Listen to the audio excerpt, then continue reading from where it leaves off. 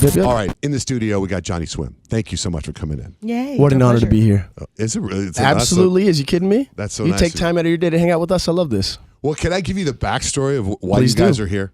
I would love to. Love to know this. In fact, I demand it. So first of all, like yesterday and one other day, a couple months ago, I worked out to one of your albums. Which is I've never heard that before. That's not something that I've actually never done that.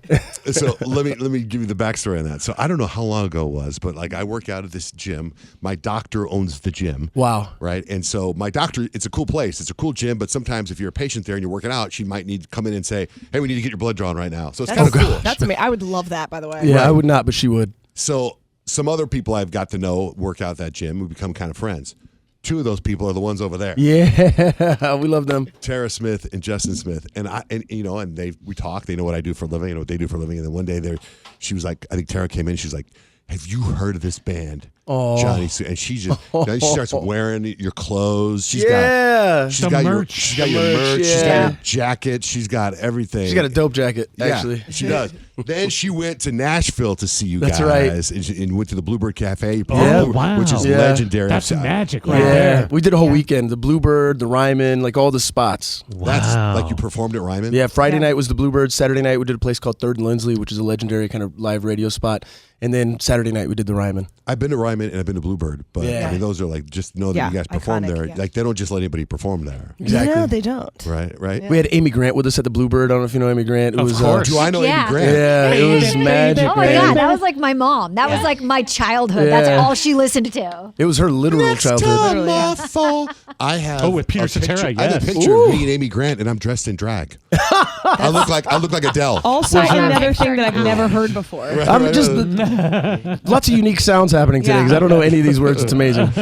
So anyway, Tara's like, hey, they're coming to Phoenix. And I'm like, if they're coming to Phoenix, I go, maybe we can get them in the studio. So then a whole email exchange happened, and then here you guys Here we are. Oh, it's amazing. Just rolled off the bus with a cup of coffee and. Is this the first night of the tour? No, it's second week of the tour. First night of week 2. I have no idea what day it is, We to don't be know. perfectly clear. Yeah. Fair I enough. think it's the first day of the week. And you guys travel with your little kiddos too? 3 of them, 10, 6, and 5. Whoa. That's it. 10, 6, and 5. Yeah. How do you function? My Oh, sister, God, his sister's a saint. Yeah. Is how we function. my older sister raised me. My parents came from Cuba in 1980. Everybody had many jobs, that kind of classic refugee story. Yeah. And my sister, who's a little bit older than me, was the one that took care of the house, me and my other sister.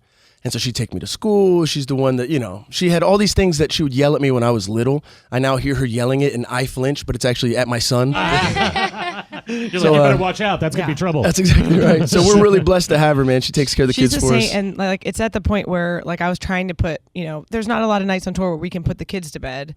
Where the time works out, we're on Right. stage, whatever. So last night we had a day off. So I was like, I'm going to put the littlest one to bed, right? Because the other two were like to read to go to sleep. So I crawl in her bunk and I'm like rubbing her back. I'm trying to get her to go to sleep. And at some point she just turns around. She goes, can you go get TT? And I said, what, are you done with me? She goes, you don't do this right. And I was like, well, teach me how to do it. And she's like, you need to do it harder. So do it harder. She goes, Mom, this is too hard. Just get TT. Like, I love you. I'll see you in the morning. And I was like, okay. Did you grow up in Miami? Like I grew up in Jacksonville, just north. Okay. Jacksonville, Florida. 904 Duval. Okay, But where did you grow up? I grew up in Los Angeles and New York and Nashville. We have really similar backgrounds, to be honest. Connecticut. My family came here with the clothes they were wearing on a boat that was overpopulated with people. 1980. She's royalty, so we came up really different, really to be the fair, same. a few generations back, my people came the same way. So. That's true. They were forced on the boat. Yeah, exactly. From Italy and Africa. So. But you guys meet at church? Is that where you met? We met because of church. Mm-hmm. There's a true story that's kind of awkward. I'll tell my side. So I go to this church. I'm like, a teenager. I think I'm a freshman in college. No, I must have been a sophomore. And my parents are there. It's in Nashville. I go in, jeans, t-shirt, super chill, just rolled out of bed, kind of like today.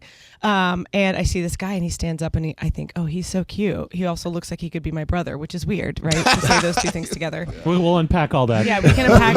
I'm in therapy. I don't have a brother. Tim but, Long, he's our therapist. So Shout I out. see him stand up And I think he's cute. And then I see this like flock of girls who like, came to church ready. They've got their extensions and they are ready. And I was like, oh, well, if he likes those girls, he's never going to like me because that's not something I do. I don't have that switch, So I just got, and I also just thought, well, he's probably trouble because those girls were like, I don't want to say talk trash about anybody, but they were trouble. And they didn't like me and I didn't like them. So I was like, well, if he's friends with them, that's it for me. Oh, so Lord. later he tried to come talk to me and I just was like, nope. I rolled my eyes and I just turned around before he could even say hi. Yeah. But I did have a crush on him still because I'm not an idiot. And so I would kind of like stalk him online and like hover around places that he we're on worked. MySpace and stuff. Like, Yeah. did you know he was a musician Not at this at point? all. No clue. I mean, because the guitar is the great no equalizer, clue. right? Yes. So we finally meet at a coffee shop. You can tell this part. And then I'll jump back in. I'm gonna start from the beginning again one more time from my side. So I go to church that day because I was seeing this girl, and she said we can't keep seeing each other unless you come to church with me. My pastor says if I'm gonna keep seeing you, you got to come to church with me. I was like, I guess we're going to church. Let's go to church tomorrow. And so we go to church the next day. That morning we were at church. I see Amanda across the church stand up as church is letting out, and I say to the girl that I'm with, "That's the girl I'm gonna marry." And I thought those thoughts, but I said it like apparently I was like, "That's the girl I'm gonna marry." Whoa. And so I got a quick elbow to the ribs. I was broken up with on the spot. And that was my last breakup in life. I walked up to say something to Amanda. She rolled her eyes at me, so I cowered back into my seat. But it really like psychologically messed me up. I was like, if I can have this kind of intense of a feeling about a stranger across the room, there's something kind of real that I should be probably mindful of. Amen. And waiting for, In church, it's from God. Yeah, exactly. That's the La Striga. You're Italian. You know what I'm saying? I know exactly what you're saying. And so it was 4 years until I ever met her. A friend of ours, songwriter who was my roommate at the time named Matt Carney. We went to a coffee shop at like... Carney. He's an artist too, isn't Yeah, he? exactly. He's brilliant. Yeah. Well, you got something on Matt Carney? Yeah, Dad. I love Matt Carney. My wife and I fell in love to Nothing Left to Lose. Oh, no way. Oh, that's amazing. So when Nothing Left to Lose came out, Matt and I were roommates, and Amanda and I were dating at the time. And this is, I'm a little trash talking Matt Carney. I love you, Matt. Forgive me. We came home that day, and he was packing a U-Haul by himself. He was dragging his big bed into the U-Haul. And we got out, we had dinner, and we're like, Matt, what are you doing? Like, why? Tell us that you're moving. I knew you were moving at some point, but I'll help you pack. He just had his first big hit song. He's like, dude, I just don't know who my friends are anymore. And we're like, we're your friends, Matt. Give me that mattress. It's okay. We're your friends, bro. Yeah. You got one radio hit. You're going to be okay. I feel like we did something with Matt Carney. Yeah, we did. I think in Colorado. Yeah, in Colorado. Yeah. That's right. Matt's a He's Mitch. awesome. Yeah. Matt's a Mitch. We went to a He's coffee wonderful, shop, yeah. and Matt can knew play his butt Amanda. off, too. He's Yeah. amazing. And he was honestly a big brother to me. I was telling somebody on the bus the other day. He was a big brother to me songwriting-wise. We were living in the same house for years. And I remember writing a song and playing it for him I was really proud of. And he listened to it. He was like smoking a pipe, wise old Matt. And he's like, I just think you could do better, man. And like broke my heart, but it was the right thing. Oh, like about your songs in general? Yeah, exactly. That's This is so before like, I met Amanda. Whoa, you had a big hit. Now you got to tell me how to... But honestly, he was right. And it was the energy I needed. But we went to a coffee shop that night, and Amanda was there. And he goes, Amanda, you know my roommate Abner? And we had never met. It had been 4 years since that fateful day at Stop church. it. No way. So the first Stop thing it. he ever said to me, the first words that Abner ever said to me, he turned around and he saw me and he said, I've been waiting to meet you for so long. And I was like, excuse me? Either And I was like, romantic okay. or creepy. Have Right, you I written a was song like, about Both, that? for sure. Yeah. What a song. I've been waiting to meet you for so long. I That's a haven't great written title of that the song specifically, but I feel like we're 5 albums in of writing songs about it. You know what I mean? The title, I've been waiting so long Yeah. to meet Yeah, you, sounds that's like great. a great song title. It's We'll a do it. song We'll about send it to you stalking. first. So Now just it's like, stalking. Back then I it's see stalking. you on social media. It's like Every Breath You Take. It's a stalker song. Exactly. That's right. I mean, iconic. So true. So how do you... Wait, sorry, Rich. When you say she's from royalty, can you explain that for our audience? Yeah, so my family, not royalty, but really amazing humans. Her mom was Donna Summer, and she grew up, between LA and New York and whatever. I grew up on the west side of Jacksonville, Marietta. So it's like the very two polar different things. But ultimately, we were raised the same, which is the craziness of it. Yeah. I'll never forget, though, my dad, when he found out I was dating Donna Summer's daughter, he called me, Mijo, oye, dime la verdad, papo. Hey, tell me the truth. Don't lie to me. Do they know you're poor? Oh my God! By the way, Donna Summer, I honestly believe that I do what I do right now because of your mom. No way. The first 45 I owned was on the radio, Oh, that's sweet. and I would go to my neighbor's house and we'd listen to it on his record player. It's so funny. On the radio. We have a song on the new album, and we changed the lyric. It says Bowie's on the radio for most of the song, and then at the the down chorus it says Donna's on the radio. And so every night I get to sing Donna's on the radio, and which makes me happy. But the first night of tour, we're at Chili's because it's somehow become a tradition that our band and crew go to Chili's. We have to ride the Dente. You guys know the Presidente Margarita? Yeah, Presidente Margarita. We go ride the Dente. We go ride the Dente, and our kids are like, "This place is amazing." And we're like, "Okay." Anyway, on the radio came on while we were there, and we were all like, The first night of I tour. know First night she's of got tour. 1,000 songs, but that one to me hits home Yeah. all Yeah. the time. That one to I don't even know. Yeah, that's cool. It was I played. got a tattoo for her after she passed. I used to always make fun of the song MacArthur Park. Yeah. I was like, it's a Someone let the cake in the cake out of the rain. Like, rain. what are we talking That was about just here? in a movie too, where they Yeah, played the crap out of Beetlejuice. that. Oh yeah, Yeah, that's right. Beetlejuice, yeah. And so Donna passed. I got tattoos for everybody, like my dad, my mom, a few for Amanda, all my kids, and I got a cake melting, getting rained on and melting. Oh, that's cool. And we had a busy day, and I was just pulling up real quick. My tattoo artist that I love had a new shop. I didn't know where it was, and so I'm kind of looking down at the directions. I find a parking spot. Boom, whatever. We're here. I look up, and it was this huge sign, literally right in front of my parking spot, that said "Welcome to MacArthur Park." No way. And that's where I was getting my MacArthur She Park shows tattoo. up, She likes to show up. So are you going to get a tattoo of like a raft? Actually, that's actually a great idea. That's actually a great idea. One of the first presents. Oh, you're gonna tell it. I was gonna ask if you could tell Well, this. I try not to like throw my mom under the bus, but my mom loved a prank. She loved to like joke with people. And it was usually like politically incorrect to some degree, especially now. But yeah, our first Christmas together, we'd just been dating a couple months. And so she's like, I have a gift for him. Tell him to come over. So I'm like, hey, my mom's got a present for you. You need to come over. And I'm he's driving like, a Volkswagen Golf that can barely get up the driveway. Big royalty house.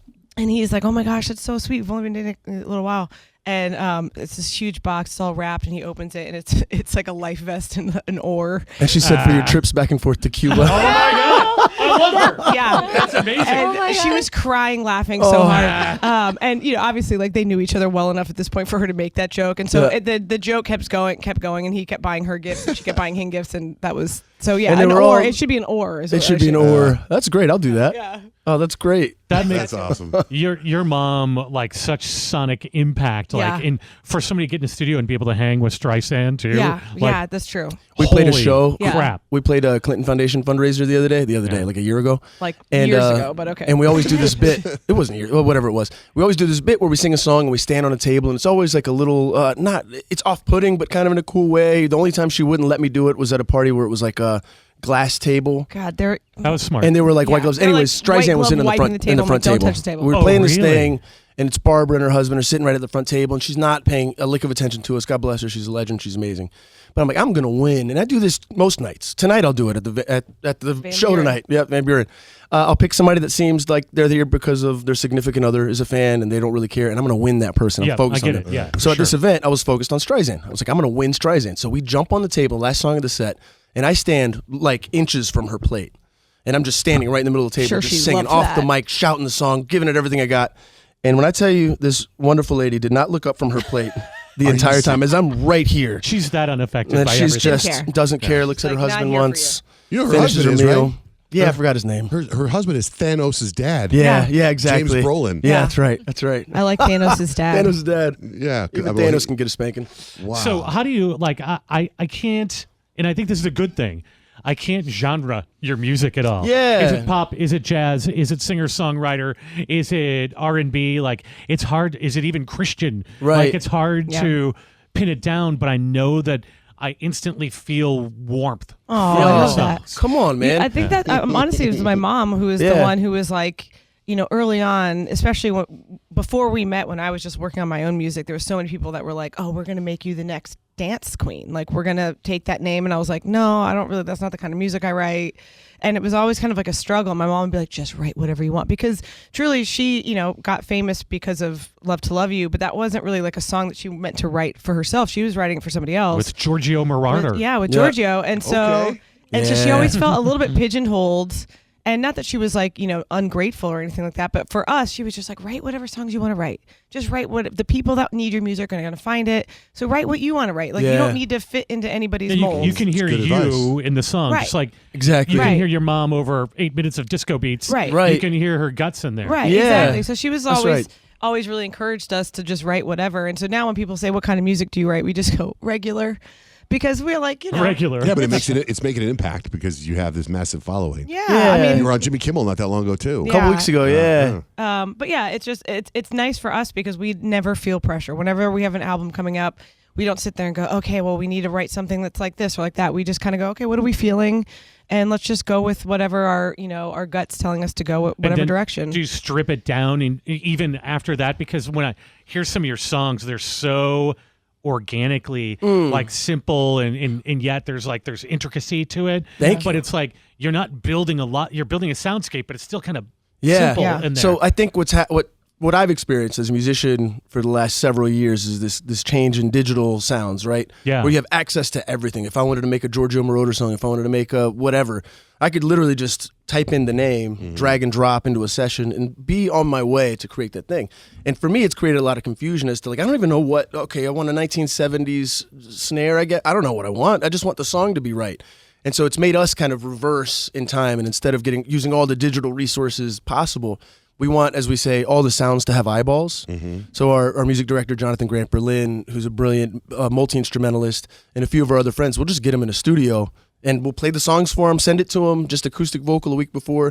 But we want everything to be on purpose. I want everything that we lean into to be a guy that played a thing, a person that played something. I was like, oh, yeah, more of that. It's vibe oriented, you know what I mean? Let's go to that. And it's kind of the antithesis of I think, what most modern production is right now. It is. Even every country song I hear's got auto-tune to death in it. Yeah, exactly. It's the opposite of what you know of country music that you grew up listening to, right? Yeah. Did you guys happen to watch the Genius documentary with Kanye? No. Oh, because I think it's phenomenal. But they have footage of back in 2000 when he was putting together College Dropout. Right. And hear him put together the music and how he does it. Right, it's just.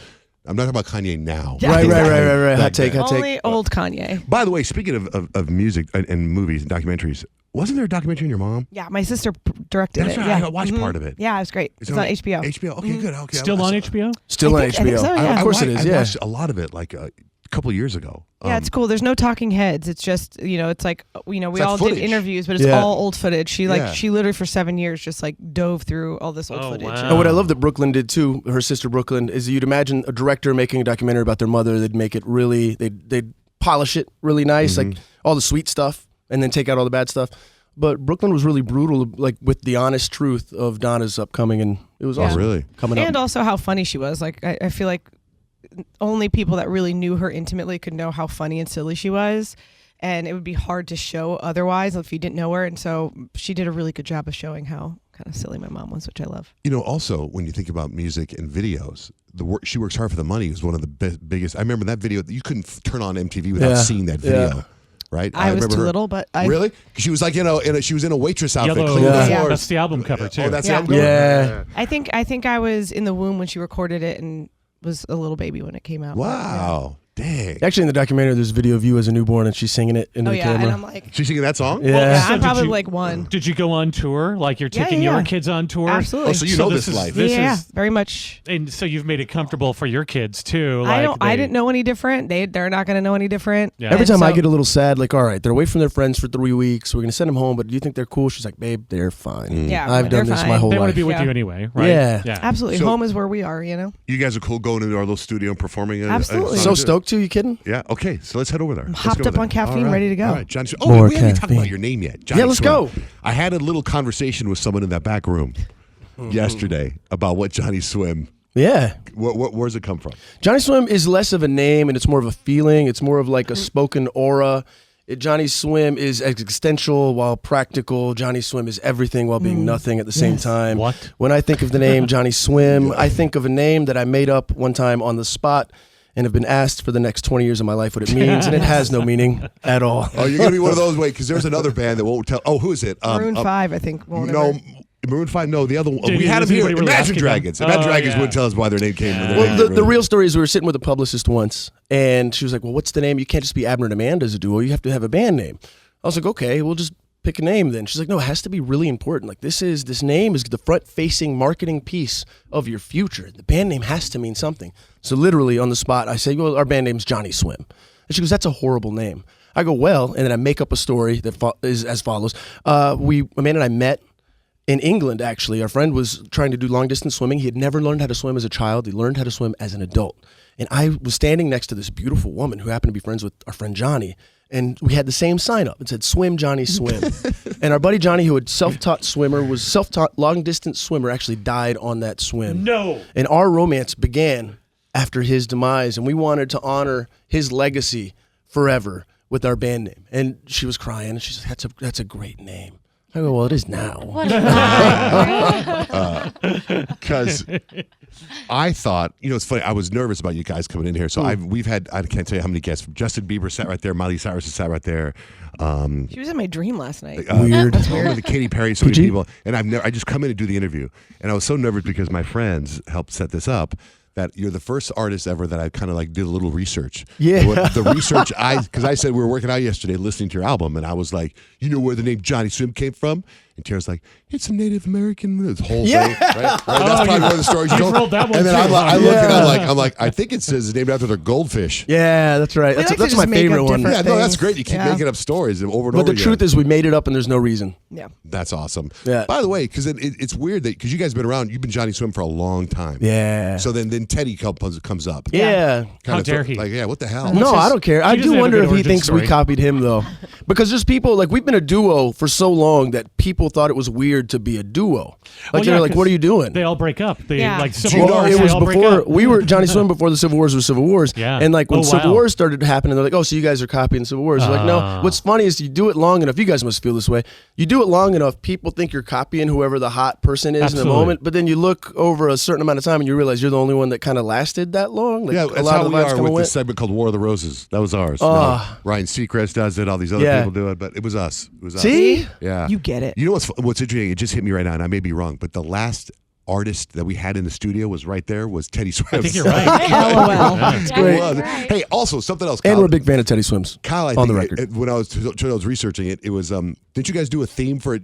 They're friends with people that you love. Oh, Chip and Joanna Gaines is where this is going. I can feel it. I love them. Yeah, they're like actually one of our best friends. Yeah. Like, You know what? You look like you could be sisters with Joanna. What's Like, you weird got- is I just bought this hat 2 days ago, and I mean that's such a compliment, by the way, because she's just like always stunning. Like it's a compliment always. to Joanna, Even of like course it Curry is. and drywall, she's stunning. always Yeah. stunning. And I put this hat on, and I was like, I just looked in the mirror and I thought I looked like Joanna, and I was like so You proud do. of myself. You do. But you yeah, guys I do was the loving it. theme. Yeah, we're the theme Yeah. song of Fixer Upper. So we Home is the song, and it's a theme song of Fixer Upper. We had a long-standing rule of no music on reality TV. I'm going to tell it really quick. Yep. Here we We go. had no music on reality TV because we had done this deal with VH1. VH1 was putting our songs on everything, and it was really cool. I tuned in one day to watch a Johnny Swim song on VH1, and there was this breakup happening between a guy and his side chick. He was breaking up with his side chick because he wanted to get back together with his wife. And he's like, I told you, you're always going to be a side chick. You're always like yelling at her, all this stuff. And then, by the way, you left this at my house. And he throws panties across the room. And in slow motion, the panties are flying across the coffee shop. And Johnny Swim's playing in the And we were background. like, Music by oh. Johnny Swim. So we called our agent that day and we're like, no more reality TV ever, ever, ever. So this little show called Fixer Upper was about to start filming season 2. And they wanted one of our songs as the theme song. And we said no literally about 6 times before it even got to us. Finally, their agent calls us. This couple is really determined to have you guys be Can the you theme just get song. on the phone with them? Can you just get on the phone with them and tell them yourself that you won't do the theme song? Whoa. They just want, they just want to talk to you and talk to you why they want the song, whatever. And we were like, and so we were kind of like, okay, maybe. And then in the interim, we went home for Thanksgiving to his mom's house, and she literally sat us down. It's like, there's this new show that I love. It's so good. You have to sit and watch it with me. And she had like TiVo'd all of the first season, and so she made us sit and watch it. And as we're sitting there, Abner goes, "Isn't this the show that wants a song?" And then she says in Spanish, She stops and she goes, Mijo, I've never asked you for anything your whole life. Here it comes. "Yeah." You have to do whatever Chip and Joanna ask you to do. And so we That's- got on the phone with them, and immediately we're like just kindred spirits. You know, I think this, you know, working together with your spouse, having little kids and dragging them around. Like we Yeah. just actually at the time when we first started talking to them, I was pregnant with our first. So I was like, how am I going to do this? Tell me everything. And we just, you know, have become. We just marked our Family. 10-year anniversary of friendship, and we have a little, playfully, a little shelf in our studio for all the trophies that we haven't won yet. And so they sent us one for the trophy shelf that said, to the hottest couple and happy 10 years of friendship, Chip and Joanna. So it's actually like a really nice thing. I want to pawn it, I think. I don't know. They're one of the few people that I root for their success even after they've had ridiculous success. Exactly. You know how because you watch some people and you're like, oh, they've changed. They don't seem like they've changed at all. Not even remotely. I think it was Jamie Foxx that said you stop aging the moment you become famous. I think they just got just to the right age to become famous because they were at their coolest, and they are just exactly the people you think they are. The things they've done that nobody knows about, things they've done for my family, like for my mom, just taking care of people. They are some of the most generous. If anybody should be famous and successful, it's Chip and Joanna Gaines. Right Keep it on them. They're worth it. Go to Target, buy do you their get like stuff. free wallpaper or something? No. But we get to stay at their place for free, which is cool. All right, let's go to our theater over here and jam. Let's do it. Go jam. All right. Johnny Swim, come on.